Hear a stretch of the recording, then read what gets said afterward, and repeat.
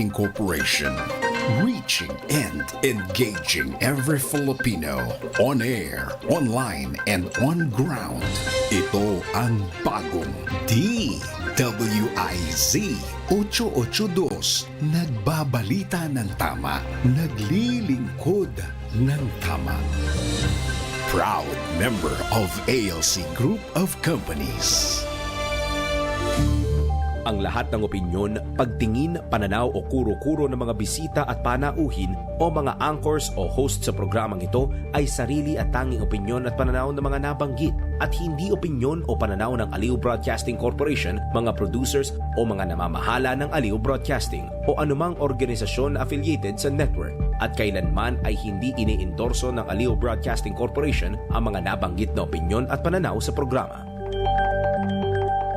Malang yumayaman sa pagiging empleyado lang. Dapat lahat tayo nagninegosyo. Timing! Narito ang isang programang magbibigay ng tamang gabay sa pagnenegosyo. Pakinggan at panoorin ang mga ekspertong magiging guest dito. Isang show para sa negosyo. DWIZ Negoshow. Kasama sina Lito Gagni at Gerry Urbina. Pakinggan ng live sa DWIZ. Panoorin ng live sa Aliw 23 at i-follow sa lahat ng digital channels ng DWIZ, Facebook, YouTube at DWIZ News app. Huwag munang magplano, huwag munang sasabak, huwag munang papasok sa negosyo nang hindi napapanood ang show na Negoshow.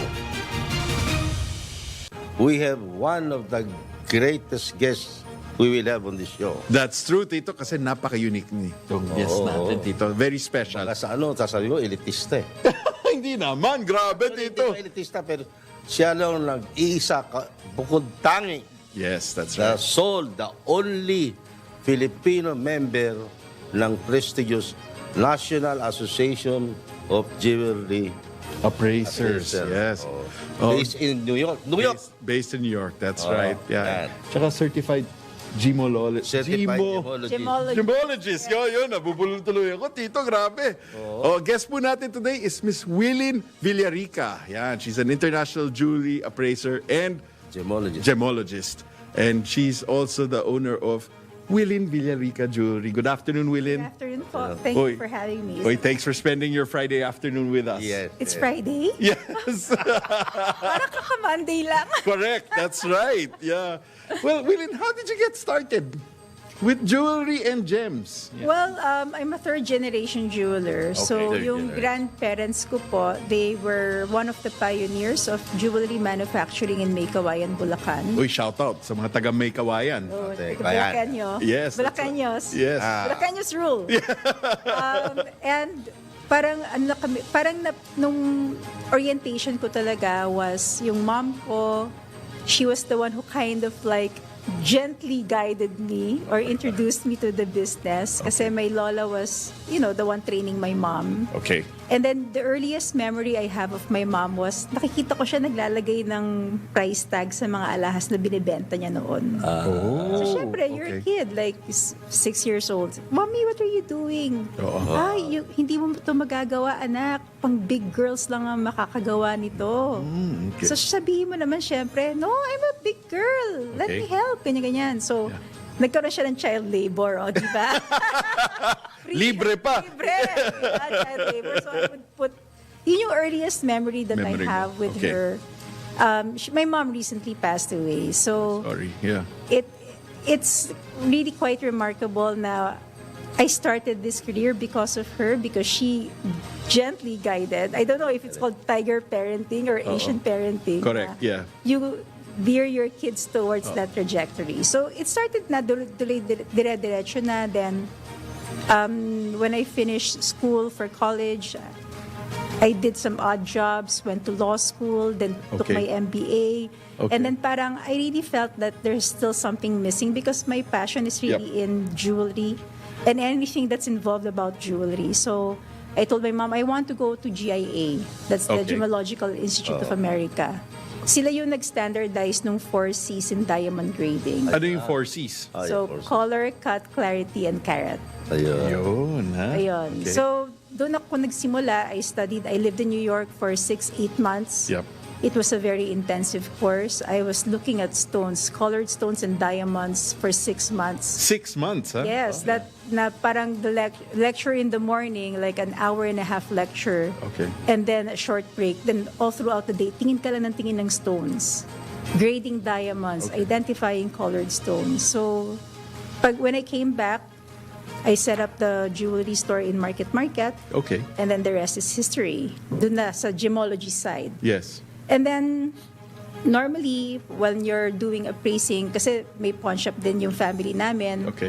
lagi ako nakakakuha ng request, hey, baka pwede mong i-appraise to kasi papamana. And then sabi ko, this is not the same kind of appraising done in pawn shops. Kasi yung appraising na ginagawa sa pawn shop is for loan purposes. Yes. Right? Yeah. And this is usaping estate, usaping mana. So, research, saan daw ako pwedeng makakuha ng further studies on becoming a licensed appraiser that does it for estate or for insurance companies or auction houses like Christie's or Sotheby's. Yes, yeah. So I found my association, that's the National Association of Jewelry Appraisers. Okay. And I decided to apply for a membership. Okay. And for you to be even considered, you have to have a gemologist diploma from GIA. Okay. Or an institution similar to that of GIA. And then mag-aaral ka. Okay. So, nandun ako ngayon, nag-aaral pa rin. Okay. Kasi it's like taking your PhD, Yeah. right? So, and it's not just limited to gemstones. We also have to learn how to appraise mga other kind of stones na hindi diamonds, na hindi emeralds or sapphires. We're talking about unusual stones like jets. Have you heard of a jet? No, what's a jet? So jet is a black gemstone Okay. that became really popular during the time of Queen Victoria Okay. because diba she was so in love with her husband, and when her husband died, Yes. she was in mourning for the rest of her life. Yep. So she popularized wearing jet jewelry kasi it's a black gemstone, Okay. and those things I also have to learn. Wow. I have to learn about amber. I have to learn all these other stones na hindi ganun ka-popular but they are there. So dun na, dire-diretso na. Galing. Wait. Curious lang ako, right? Your family obviously well known in the pawn shop business, pero you decided to go a different direction. Yes. Jewelry appraising. Bakit? I really wanted to establish my own thing, and my family kasi, our clan, we are really encouraged to also pursue what our passions are. Okay. You're not naman obliged na kailangan sa family business ka. It's not like that. Okay. Nagkataon lang talaga na sinuwerte na merong 1 or 2 or 3 who decided to join in the industry, who joined the industry. Yes. But I wanted to have my own thing na still kind of related. Hence, I chose the path of becoming an internationally licensed jewelry appraiser. It's still related, but I'm carving my own niche, Yes. which I really like. Yeah. Galing. Solo eh. It Solo, appears, yeah. and it appears to the entrepreneur in me. Kasi Yes. we're a family of entrepreneurs talaga eh. Yeah. Also, you are also a family in politics, di ba? Yes, but I don't involve myself. I like my peace and quiet. Not yet. Not no, yet. I hope not. Shout out, shout Oh out. my God. Again, shout out sa mga taga Bulacan, ha? I hope not. Mga bilyanikas dyan, nandito. Susunod. Wait, can you explain siguro to our audience bakit importante yung appraisal service? Right? Saan ba ito magagamit? Well, sa usaping mana, for one. Ayun. So, Yan. estate. Kasi when you say estate appraising, the valuation method that I use depends on the purpose of the appraisal. Yep. So, pag usaping mana, we call that estate appraisals. Okay. The valuation method is what we call market data approach. Meaning, sa market, how is the market buying or selling your jewelry for? Okay. It gives you an indicative price, right? Okay. For example, it's not nasa Philippines lang, but it's not unusual na yung mga anak na lalaki, hindi naman sila binibigyan ng alahas, di ba? Correct. Kadalasan na binibigay sa mga anak na lalaki will be lupain, kotse. So, binigyan ka ng lupa sa Tagaytay. Alam mo na if that land in Tagaytay is sold for, at this moment in time, Yep. you will probably get 10 million pesos for that. Because that's what the end user will pay for that property. Okay. Yung mga anak na babae, ang binibigay sa kanila, mga jewelry. So, kailangan, the way you value the jewelry is pang estate din. Yep. Ang normally na ginagawa kasi dito sa Philippines, hahanap lang sila ng alahera na kaibigan. Ang sasabihin ng alahera, standard line to kung ako ang bibili nito, ito ang presyo ko para sa alahas na to.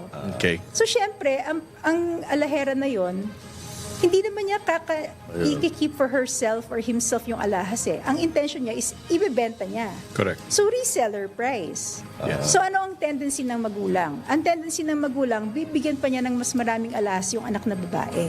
Okay. To the detriment dun sa anak na lalaki. Kasi, underappraised yung alahas. Kasi nga, ang intention na nagbibigay ng quotation is, Yep. ibebenta rin niya sa iba. Ibebenta niya sa end user. As opposed dun sa lupa, pag bumili ng lupa, end user ang bumibili. Yeah. So nakita ko yung gap na yon na hindi yun fair. Oh. And I'm all about fairness kasi malibran. Ayun. Oy, pareho kami, Tito. Gusto ko Yeah. lagi fair. Pero guys, So, tama naman. doon ko siya, yun yung parang naging guiding force for me to really pursue appraising kasi it's hard. Because it's as an international organization, I also have to familiarize myself with international tax laws, specifically American tax laws, Ooh, okay. which is totally different from how we do it here, Yep. right? Kasi sa tax states, it varies from state to state. Yep. There's federal tax and then there's state tax. Yes. I also have to study that. Oh, okay. Kaya it's a continuous study all the time, Yeah. every time. And my association, we maintain a specific level of standard. Yes. Meron kaming tinatawag na parang CPD. Yung parang education units that you have to keep every year to keep your license. Okay. Ayun para sa Parang- lawyer, para Parang MLE sa mga... QPI, So, parang mga basta ganyan. certain mark, Tito. You have to Yes. So I maintain a have to certain maintain level. that also. Kaya it's a continuous study. Oo, tama. Tama. Wait, so, Willin, are you saying your service is not limited lang to the Philippine market? You can also service clients from abroad? Yes. If they would hire me, Okay. yeah, if they're willing to fly me in. Lalo na kung walang licensed appraiser. Yes. What I like about my association is because it's an international association. Kung wari, I have a client, they're dual citizens. Yeah. Right? And here in the Philippines kasi, there's no independent insurance product for your jewelry and your watches. Okay. Usually, it's a rider. It's added on as a rider in, let's say you have a home and your home is insured for fire protection. Yes. Nagiging rider lang siya. So you'll tell your insurance provider, hey, insurance provider, aside from the physical structure of the house, I also have these jewelry or these paintings or these watches in my home. Correct, yeah. Magkakaroon lang ng additional sa premium. But it doesn't really protect the jewelry from fire or whatnot. Unlike abroad, you can independently insure your jewelry for theft, Yes. for repairs, for cleaning or whatnot, for replacement. You can do that. So yung mga license ko who have dual citizenships, they can actually use my appraisal report and give it to an insurance provider abroad. Yeah. And it can be used Yeah. as a basis for the premium. So, I mean you are here, you are on the right track, ha? I mean, pwede yung umpisa niyan because now we have here in the Philippines yung take up ng insurance natin parang less than 5%. Yes. So with this, you will be able to open the eyes of people like those from Green Hills or Daneta, Power Force, para magkaroon sila ng appraisal na totoong appraisal which they can have insured even sa Philippine Yeah.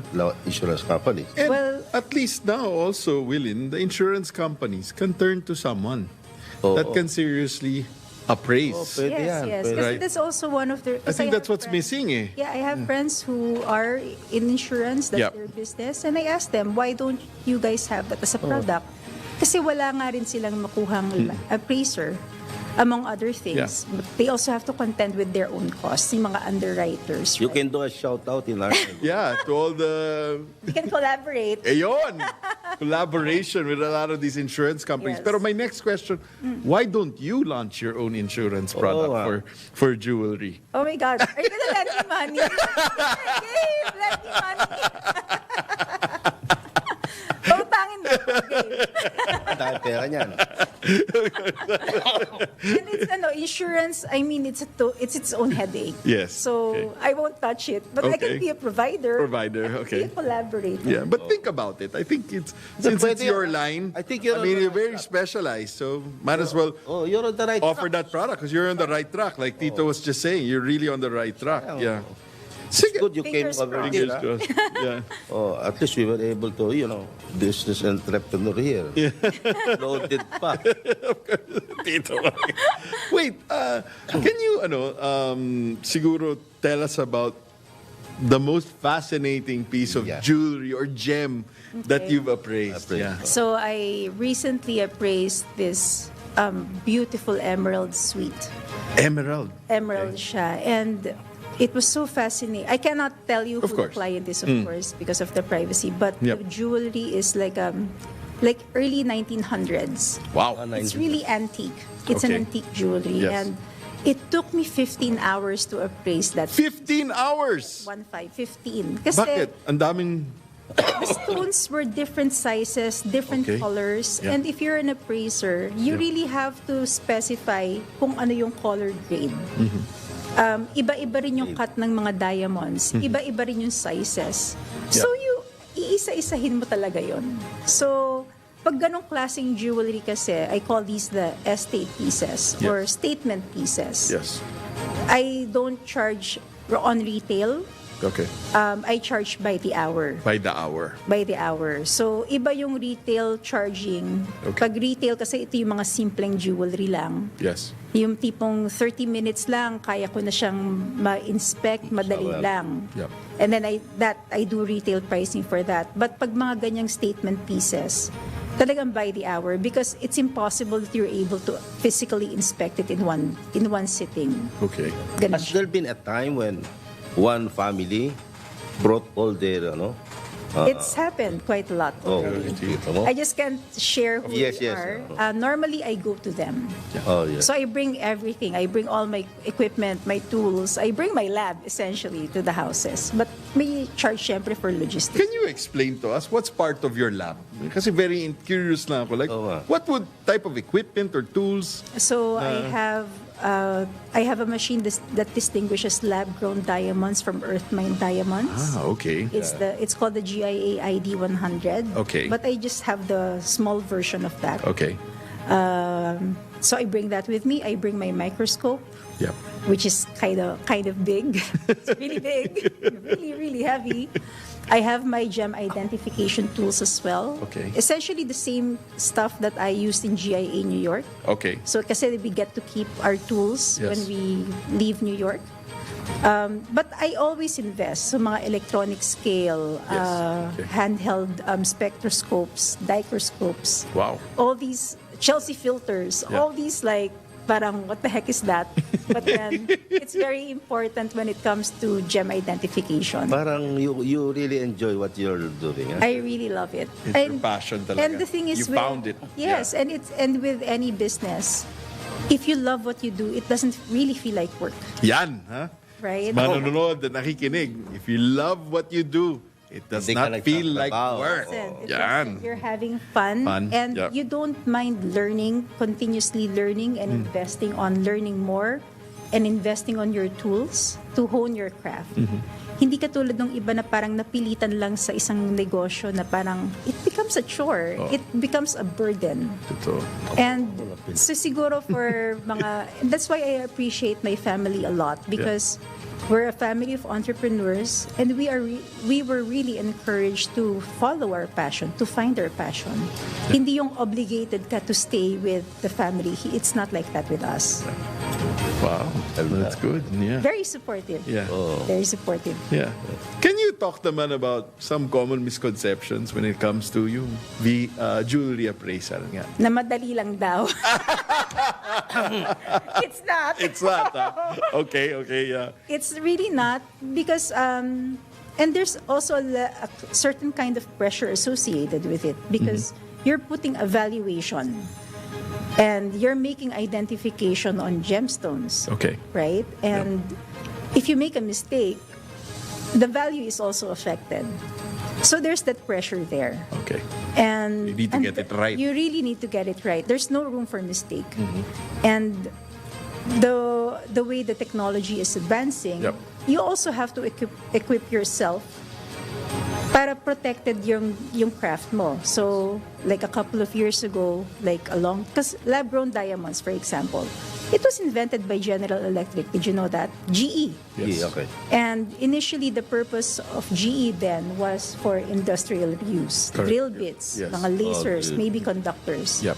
So the kind of lab-grown diamonds that they were producing before, it was so easy to visually identify them as lab-grown diamonds Yep. because of the unusual inclusions. Inclusions is the term we use to describe the things you see inside the stone. Inclusions are basically the fingerprint Of of a gemstone. a gemstone. Yan. Okay. So, it was very easy to distinguish visually a lab-grown anything back then. Now, with the advancement in technology, lab-grown diamond manufacturers, they're now able to produce flawless diamonds. Flawless. Yes. Na walang inclusion. So, there's no physical identifying marks inside. Kahit na magsilip, maduling-duling ka na, hindi mo pa rin siya Galing, makikita. And you can only identify if When it you is use certain lab-owned or not Yeah. through your special, Yes. With your machine. Yes, it's the GIA ID 100 developed by GIA. Yeah. Wow. So it's not just GIA who makes these tools now. There are also companies like Serene Labs. Serene Lab. Serene also does work with GIA. Okay. They develop all these technology that helps us jewelers to do our job. Yep. Do our job well and correctly. Yeah. Yeah.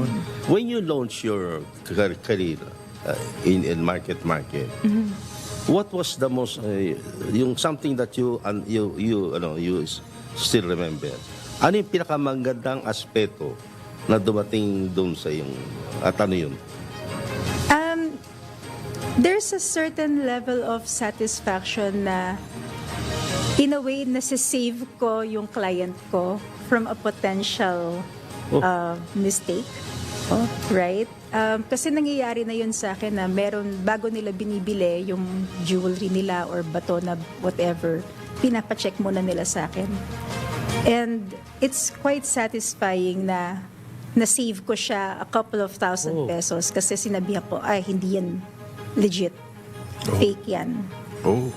So may ganung aspect that comes with it. So may pressure but then the rewards is also great. Good. So in my small way, Pero sometimes mahirap rin maging better or bad news, yes, di ba? marami rin ako na, there was a time talagang kinuyog ako sa store ko. Anyway. Yun, inaway ako. Well, pag-usapan pa natin yan. Yeah.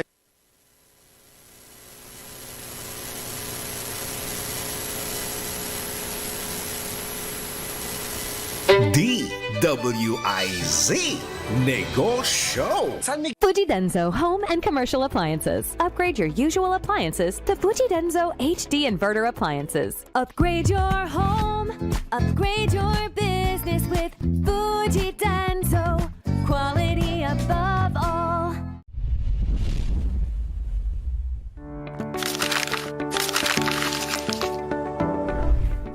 Do you have a gambling problem?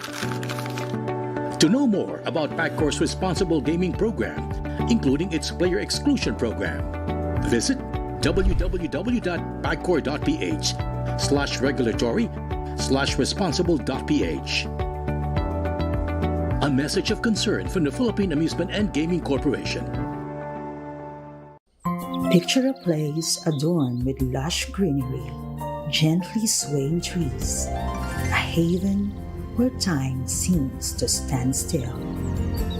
Eternal Gardens provides a sanctuary for remembrance, a place where the memories of your loved ones can bloom forever.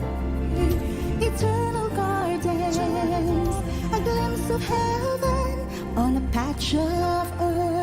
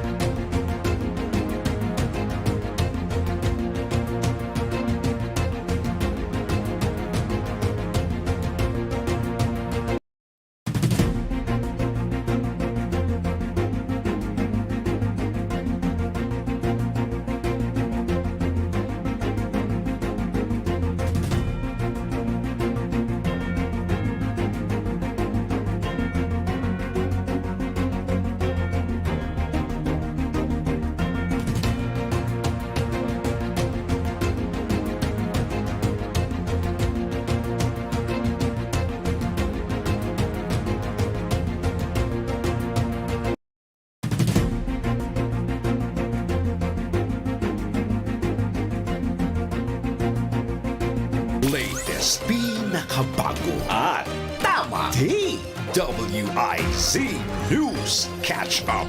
News Catch Up. Pilipinas, narito na ang tamang balita sa oras na ito. Pahayag ni Senador De La Rosa na nagtaksil si Pangulong Marcos, posibleng nabigla lang sa pag-aresto kay dating Pangulong Duterte. Detalyeng hatid ni Patrol 30, Jelly Mendez. Maaaring nabibigla sa mga pangyayari si Senator Ronald Bato de la Rosa, kaya nito nasambit na nagtaksil si Pangulong Ferdinand Marcos Jr. kay dating Pangulong Rodrigo Duterte. Ito'y kasunod ng pagkakaaresto sa dating Pangulo at ibinyahe patungong dahig sa Netherlands. Sinabi ni House Assistant Majority Leader at Zambales Representative J. Conghon na hindi niya maunawaan kung saan nagmumula ang mga pahayag ni De La Rosa. Ipinunto ng kongresista na tinutupad lamang ni Pangulong Marcos ang obligasyon ng Pilipinas sa Interpol at hindi nakipagtulungan sa International Criminal Court. Paliwanag ng Zambales Solon na may mga wanted na tao ring hinahanap ang bansa at mahalaga ang tulong dito ng Interpol. Iginit naman ni Manila Representative Ernest Junicio na malaki ang naging papel ng Interpol nang humingi ng pabor ang Pilipinas para hanapin at hulihin si dismissed Banban Tarlac Mayor Alice Go.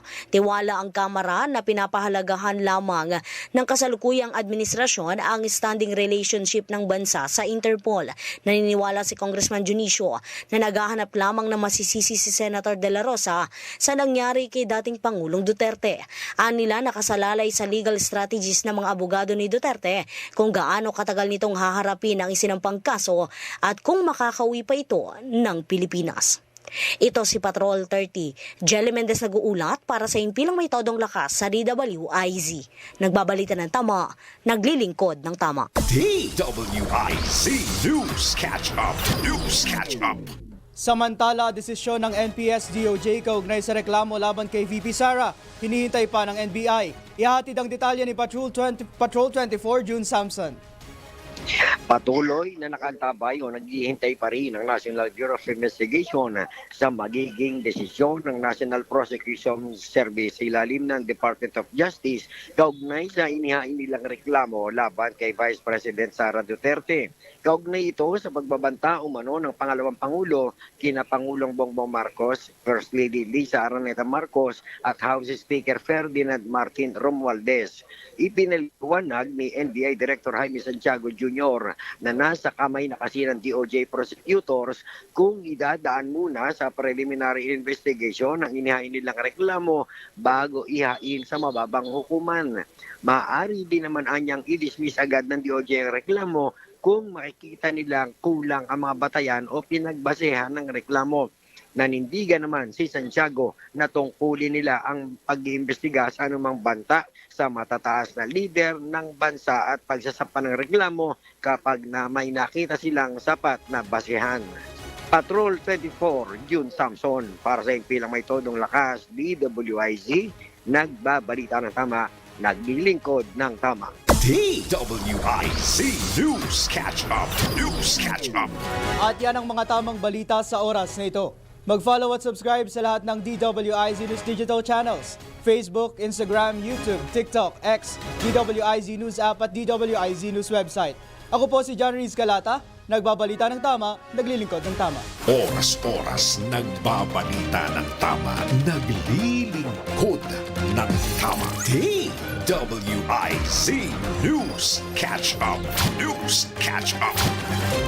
That news update was brought to you by Bingo Plus. Download Bingo Plus app now in Google Play and App Store for a chance to win up to 312 million pesos jackpot prize. Visit bingoplus.com to learn more. With Bingo Plus, bingo sa saya, plus sa panalo. This time check is brought to you by Whirlpool Home Appliances that make everyday living so much easier. From washers, dryers, refrigerators, microwave ovens, cooking products, to air cons, air purifiers, and dishwashers. Whirlpool, sensing what matters today. Making your world a little easier. Whirlpool. Ang oras sa Kapuluan, alas 2:35 ng hapon. That time check was brought to you by Whirlpool Home Appliances that make everyday living so much easier. From washers, dryers, refrigerators, microwave ovens, cooking products, to air cons, air purifiers, and dishwashers. Whirlpool, sensing what matters today. Making your world a little easier. Whirlpool. That time check was brought to you by Bingo Plus. Download Bingo Plus app now in Google Play and App Store for a chance to win up to 312 million pesos jackpot prize. Visit bingoplus.com to learn more. With Bingo Plus, bingo sa saya, plus sa panalo.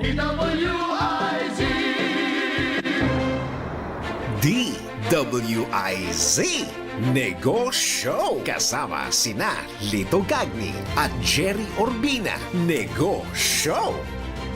Balik tayo. Bago tayo mag-break, yun nga, we're talking about, minsan, di ba, as an appraiser, pupuntahan ka, tapos, syempre, i-appraise mo yung jewelry, biglang hindi pala totoo, di ba? Nangyayari ba ito? Yes. Pwede ba share mo sa audience? Kailangan nga matuto na yata ako mag-CPR or defibrillator na doon sa office ko kasi umiiyak na talaga eh. Diba? Yeah, I had a really bad case a couple of years ago. Okay. A client of mine was duped for millions. Millions, ah? Yes, 17 million to be exact. 17 million. Yes, so ito yung parang nasindikato kasi talaga siya. Okay. Trusted the wrong person who apparently was a member of a syndicate. Okay. And remember nung pandemic, ang daming mga nagsasanla. Na mga jewelry Yes, o because they needed alahas money. nila. And so maraming hindi nakatubos Okay. nung alahas nun. So parang nalapitan siya ng taong ito, nung friend niya supposedly, Okay. na, oy, may kilala ako nagbebenta ng jewelry. And gusto lang niya bumalik yung kapital with a little bit of interest. So, syempre, nainganyo yung client na yon, yung client ko, kasi mahilig siya sa alahas. Okay. And nasindikato talaga siya. She was presented with fake GIA certificates. Fake. Pati certificate. Nafe-fake. Never fake. But At the end of the day, papel lang yun, tito eh. yes. Oo. And anyway, so I appraised the item and the stones were not even diamonds. They were not even lab-grown diamonds. They were all moissanites. Moissanite, Parang which is a kind of synthetic stone. In layman language, puwet ng baso. Well, we use that term, puwet ng baso, but I don't use it. But moissanite is a synthetic stone. Oh no. Which is like around $5 per piece. Per piece, Not correct, even per yeah. carat. It's like per piece. Yeah. But this client of yours, bumabalik-balik pa rin sa'yo. I think magpa-file na siya ng case. So baka maging witness pa ako Witness ka pa. sa case niya. Naku. Nangyayari Pagka naging witness ka, dito ka sosyon natin. ay, Grabe, may hazards pa yung service yeah, mo, no? actually part of my training as an international appraiser is to be an expert witness. That's Oh, wow. also part of it. Okay. Yeah. So it's your duty as well. It's really my duty. Ah. Fiduciary duty. Yes. Yeah, comes with it. See, Tito, I mean, that's a great example na might as well spend on a jewelry appraiser. Yeah, kasi appraisal. that client of mine, you know how much I just charged her to physically inspect? How much? Kasi it was simple looping lang. Pero ang dami kasi. Oo. She only had to pay me 10,000 pesos. Oh, see? So if she only met me before she bought the jewelry, Yan, I would have saved her 17 million pesos. 17 million. So, sa mga nanonood, nakikinig, Yeah. if you have jewelry that you're about to buy, na hindi ka sigurado, Punta kayo. yeah, Kay Miss Wilin Villarica. That would be great. Or go to a trusted jeweler that you know, right? It's that's why I'm very protective of our industry because it's all about trust. Right? And if you're a legitimate jeweler, you will guard your reputation with your life. Especially the industry that we have. Yes. And na talagang pangalan mo yung tinataya mo. Yep. Ayoko multuhin ako ng mga lolo't lola ko tsaka ng nanay ko if I do something bad sa course. name namin. So, I'm very protective of the industry. That's why it really upsets me a lot when I encounter clients na bumili raw sa alahera, blah, blah, blah, blah, blah, and then I get to talk to the seller. Yeah. And then ang sasabihin sa akin, galing lang kasi sa supplier ko yan eh. Parang in my head, the moment we start selling to people, we have that obligation and that responsibility na we vet what we're selling. Right? So, hindi excuse sa akin na you just got it from your supplier. Eh, di vet mo rin yung binibigay sa'yo ng supplier mo, Correct. diba? Oo. Especially if this is the kind of business you're going to be in. Do you find, Wilin, a lot of the jewelry stores now are reaching out to you to make sure that they're buying the right, yung mga retailers, yung mga jewelry retailers, that they're buying what's promised? Well, I Right. have been working with some independent jewelry manufacturers. Okay. Amen, ganun. Meron ako nagpapatingin talaga sa akin. Okay. Kasi, let's face it, hindi naman lahat nakaka-afford na bumili ng mga stones that come with a GIA certificate. Correct, yeah. Right? Because to have a stone certified by a laboratory like GIA or Gubilin, which is another known laboratory based in Europe, Yes. and I happen to know the owners of Gubilin as well, parang it's expensive. Okay. It's really expensive. So yung mga ibang manufacturers na hindi naman sila ganong kalaki, but they need to buy stones from other suppliers na hindi certified ng laboratory yung mga stones nila, pinapacheck nila sa akin. Okay. So, again, collaboration. So mga stones yan, halimbawa, no, loose Yes, stones. loose. And then tsaka nila isa-set na lang. Pinapavet po nila sa akin. And then they ask me to put a paper on it. And because I'm trained by GIA, I'm able to grade diamonds according to the GIA standards. So I stress to them that I can give you my opinion about the stones. But if you want a GIA certificate, you go to GIA. Because only GIA can issue GIA certificates. But then they have to rely on your appraisal itself. Yung sa GIA. No, GIA has their own sets of gemologists. You know how stones are graded by laboratories? They require at least 3 gemologists. And the 3 gemologists, hindi nila alam that they're grading the same stone. So kailangan magtugma yung grade nila when it comes to color and clarity. If hindi magtutugma, they will bring in 2 other gemologists and they will vote on the stone. Vote on the stone. They will vote on the stone. So dun na magkakaroon ng majority wins. Kaya very expensive to have the stone certified by a laboratory because that's how it's supposed to be done. So me, as much as I want to become a lab, Yes. I can't unless my other cousins who are graduate gemologists as well Decide to. join me. we can do that because you only need at least 3 gemologists. 3 gemologists. And you have to have the same So right grade. now, you're the only one here in the Philippines. Under NADJA. But maraming gemologists from GIA here. Like I have a lot of friends who graduated from GIA. Sure. My cousins alone, I have 2 cousins who are from GIA. My brother is a graduate diamond certificate holder. Yes. Another cousin is also. But they have their own thing. They don't want to join me. Baka naman gusto mo silang hatakin. I've been trying po. Ikaw ang gusto nilang hatakin doon sa politika naman. Willing for Bulacan. That's right. Willing to serve, yan ha? Meron na akong campaign, di ba? Meron na akong campaign tagline. Wait, willing, again, I just realized there's another opportunity. Are you willing to teach, yun nga, other people that are passionate about jewelry and gems?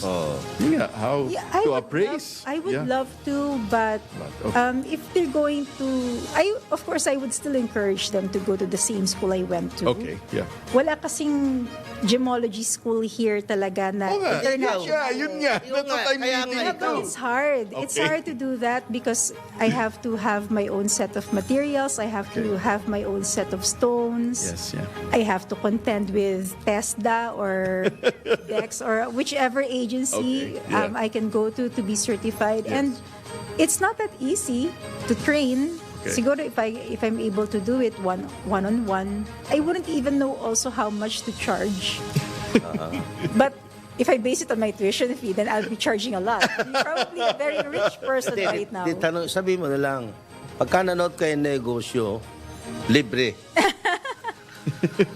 Basta kayo po magbabayad.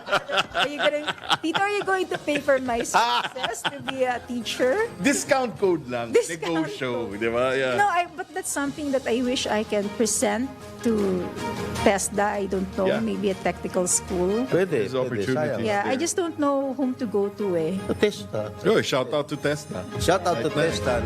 There's somebody here who can teach, gem appraisal. They have to provide the tools though. Yeah. Pwede. Something to look forward to. DWIZ Negoshow.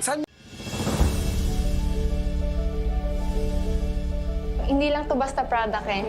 Merong message behind it. And isa sa MX3 na ginawa ni God na way para mas mapalapit tayo sa Kanya. Hi, this is Faith Garcia, triathlete and beauty queen, and this is my MX3 story.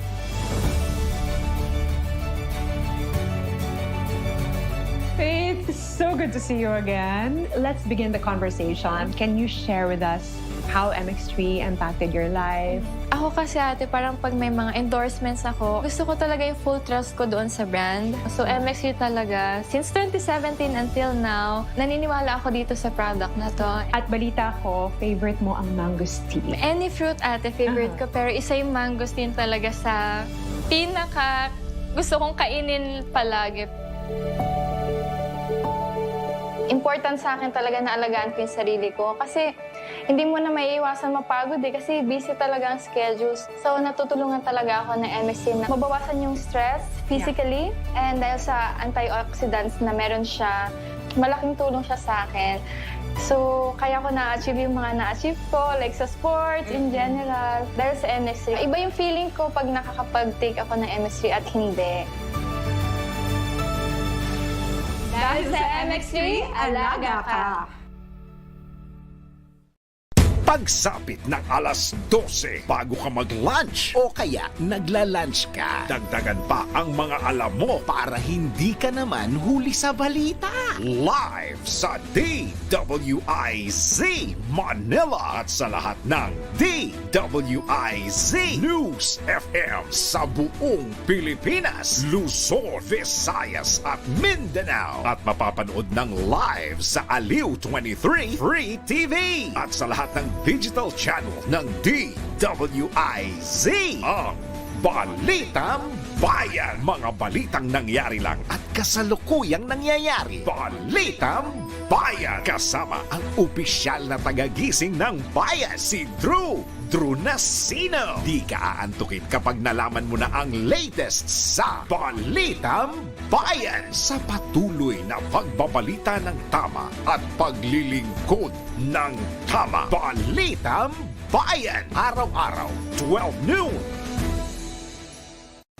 Dahil ang balita hindi tumitigil. Dahil ang balita tuloy-tuloy na nangyayari. Dapat alam mo ang latest kahit ang mga taong nasa likod ng balita. Kaya makibalita kay Senyor Balita. Araw-araw, Lunes hanggang Biyernes, kasama si Ray Pacheco. Live na mapapakinggan sa DWIZ.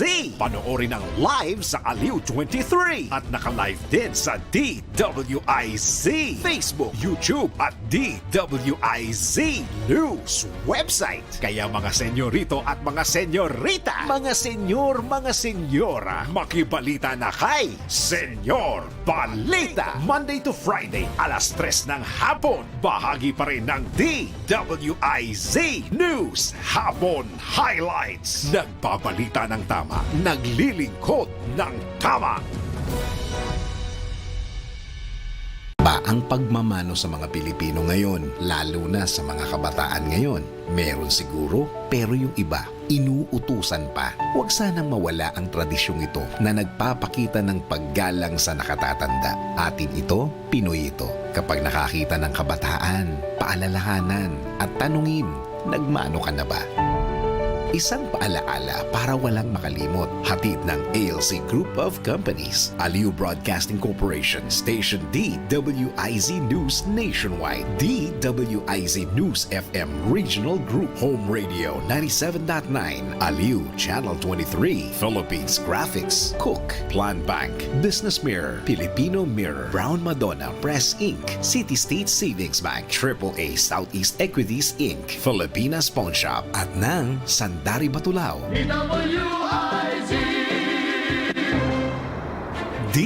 DWIZ Negoshow. Kasama sina Lito Gagni at Gerry Urbina. Negoshow.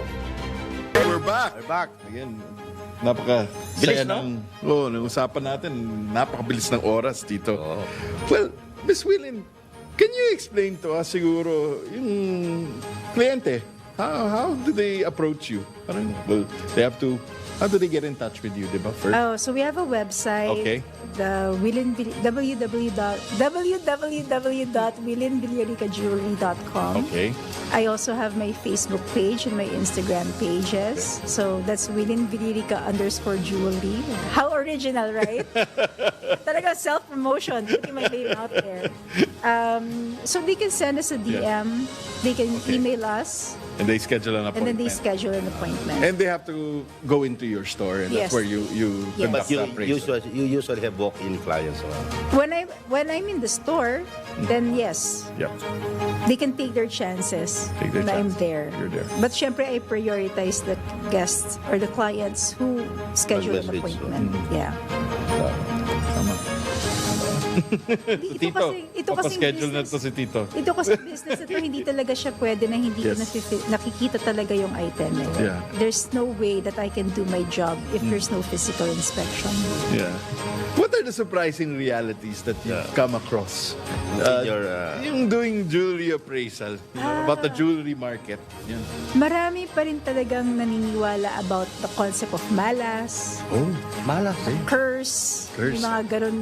Yung mga teardrop, parang ganun. Not just the shape, yung parang even the way they got their jewelry. No. Parang galing sa tita na matandang dalaga. Okay. Yeah. Na nung nakuha niya, nagmalas-malas na. Yung mga ganun. Okay. Marami talagang haka. So kailangan nila ibenta. Or that's why they want to sell it. That's why they're having it valued. May mga ganon. And it's also sad in a way na marami talagang mga tao na madaling maniwala sa mga sindikato. Ayun. Kasi maraming cases like here in the Philippines, we don't have a diamond mine. There's no diamonds in the Philippines because Tama yun. Please make that clear wala to our pong audience. diamonds sa Philippines kasi the land mass of the Philippines, we're too young. Correct. The Philippines is only like 50 million years old. And in the in the realm of jewelry or diamonds, they come from really old land masses called cratons. Old land masses. Really old. That's why the diamond mines were in India, in Africa. And now they discovered the mine in Canada. And these are big, stable land masses. Yes. Philippines is an archipelago. We're surrounded by water. Yeah.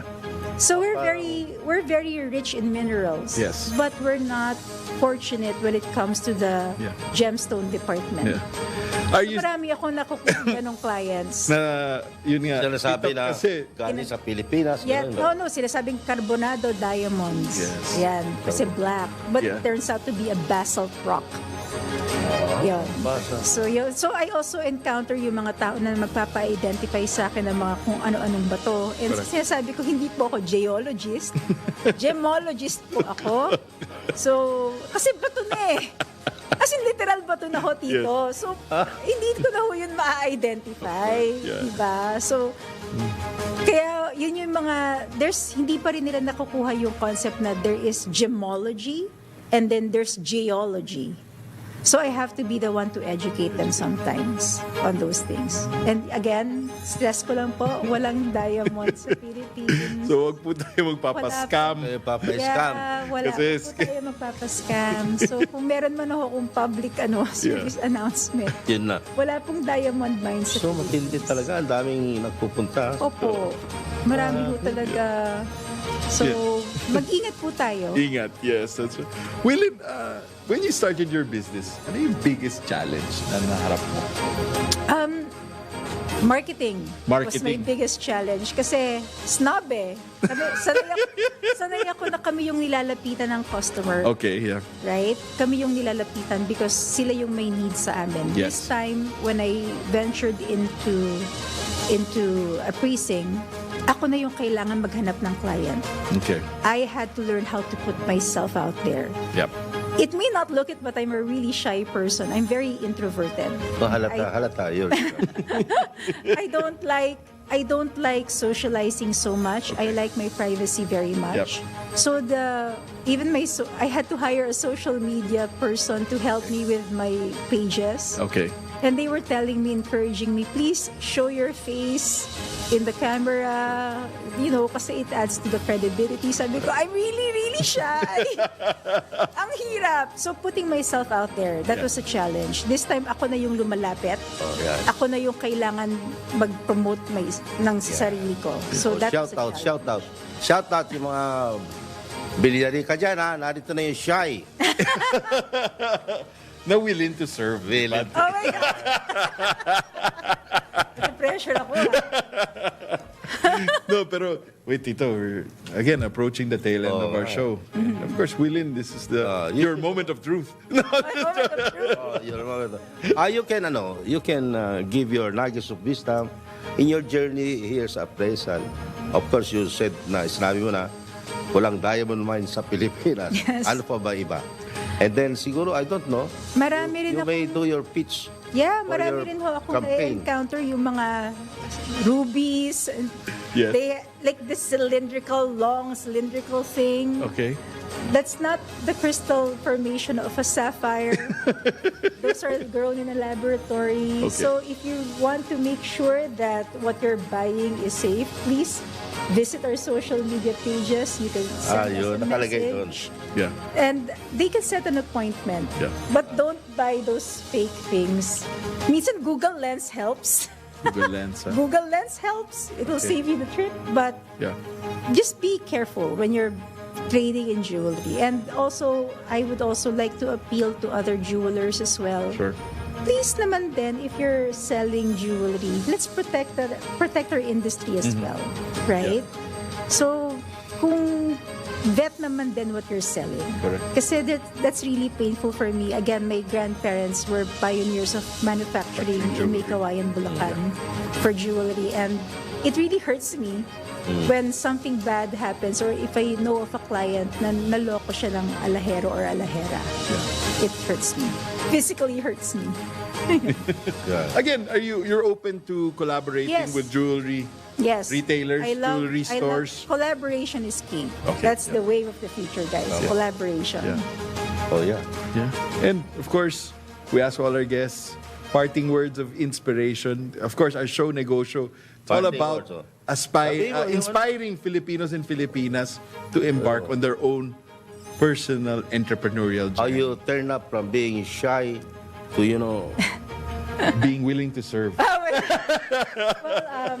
Siguro for the people who want to start their own business, Yes. you really have to find your passion. Because as I mentioned earlier, I don't feel like I'm working. I really am enjoying what I'm doing. And when you love what you do, you enjoy what you're doing, you will always find that inspiration to hone your craft, to be at the top of your game. You won't find it as work, right? And you also have to protect your reputation. Hindi ito yung parang something that you should just squander on or take for granted. Especially in the kind of industry that I'm in, jewelry, appraising, it's all about reputation. So protect your name, not just for the sake of your family, but for your sake as well, for your peace of mind. So that would be the best thing. And yeah, find your passion. That's what's very, very important. Are you ready to, What? find a new passion? A new passion? I'm sticking to my appraising dito. Stick to my appraising. Where I look at beautiful things all the time. Yeah. No one's like making me away. I like that. I'm surrounded by beautiful, sparkly things. Yes, yeah. Well, Willin, and again, thank you so much for spending your Friday afternoon I with had us. so much and fun. We hope to have you back. Of course. Wait, what's your plans pala for the next 3 to 5 years for your brand? Aside from the upcoming election.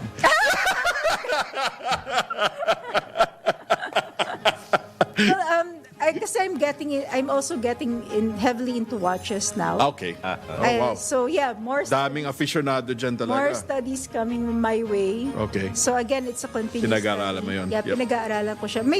I know something about watches because that's part of the course that I have in Nadia. Can they see you now, yung mga watch? Yeah, I've appraised Avid watch collectors. I've appraised a couple of watches already, and I have an amazing watch group that I always go to for advice, and we meet once a month. Okay. And I learn a lot from them as well, and I hope they learn from me as well on the appraising side naman. Thank you so much. Thank you so much. Thank you so much, Miss Shai. Willing to serve. Our next program, Tito, is... Senyor Balita with Senyor Ray Pacheco. Walang yumayaman sa pagiging empleyado lang. Dapat lahat tayo nagninegosyo. Timing! Narito ang isang programang magbibigay ng tamang gabay sa pagnenegosyo. Pati